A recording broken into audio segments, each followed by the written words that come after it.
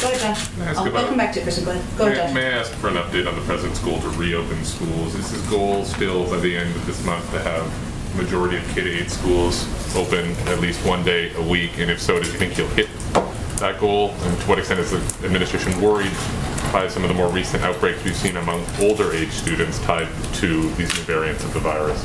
Sure. Well, our goal remains to have the majority of schools open 5 days a week, and that is certainly something that is being led, that effort, by our Secretary of Education, and they've been providing regular updates. There's numbers that we look at on a month-to-month basis. We remain confident we can reach that goal.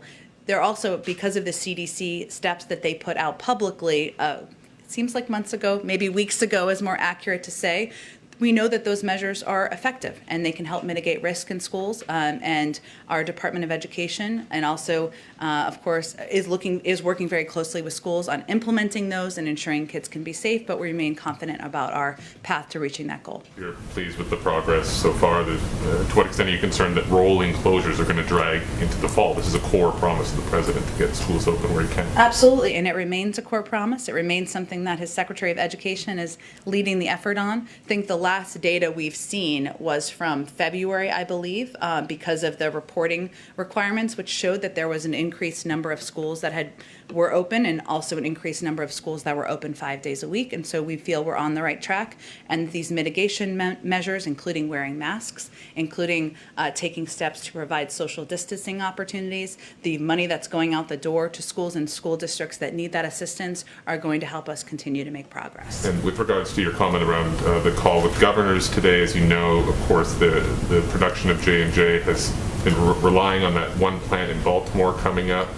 The J&J is now no longer citing its goal of delivering 100 million doses by the end of June. They're saying they'll deliver 100 million, but they're not saying when.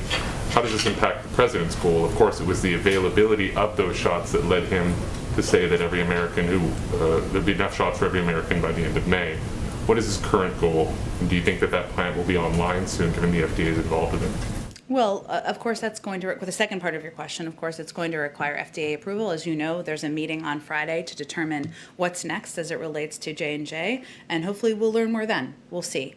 But our goal, we remain confident in our ability to meet the needs that we feel will be out there in the public by the end of May. And we will have enough vaccine for every American by the end of July without J&J. That is based on the supply that we've ordered from Moderna and Pfizer. And Pfizer, as I know you've probably seen, has also announced that they are going to work on expediting their own manufacturing and delivery of their vaccine. So we are confident we'll be able to meet the demand in the public.